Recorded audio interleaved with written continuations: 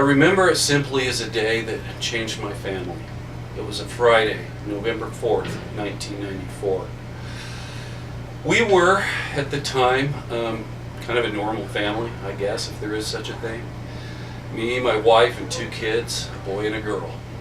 Our son was 9 years old. He had been sick off and on for a few weeks. But it was sporadic. We didn't know what it was. My wife finally got him to the doctor on a Friday, and that saved his life initially. We got the phone call that night that changed everything with 2 words: renal failure. It was bring him to the hospital, like now.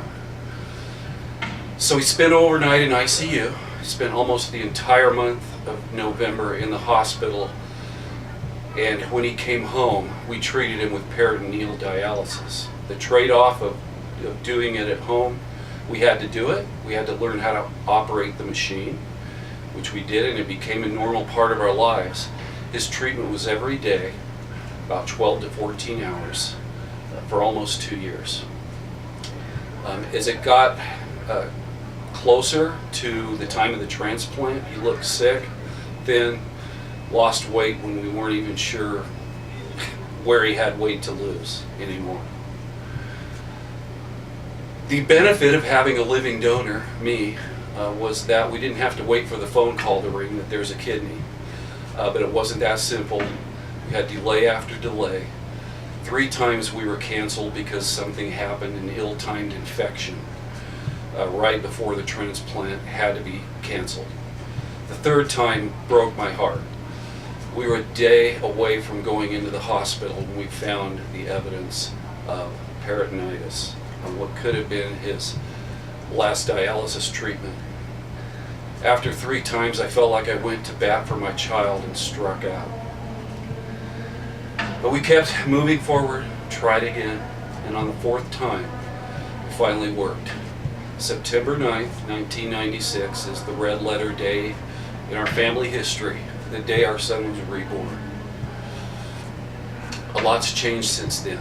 He had stopped growing on dialysis. He hit a growth spurt, became a teenager with a quality of life. He became an Eagle Scout. He went to college, got married, recently graduated from Portland State University, and now is looking for work in his field. But he's got a life now, and it was made possible through the modern miracle of organ transplantation. Some people ask me if I've had any repercussions from having lived with 1 kidney for almost 22 years now. Our 22nd anniversary is next month. And the answer is it hasn't affected my life at all. In fact, I can do what I want, what I did before.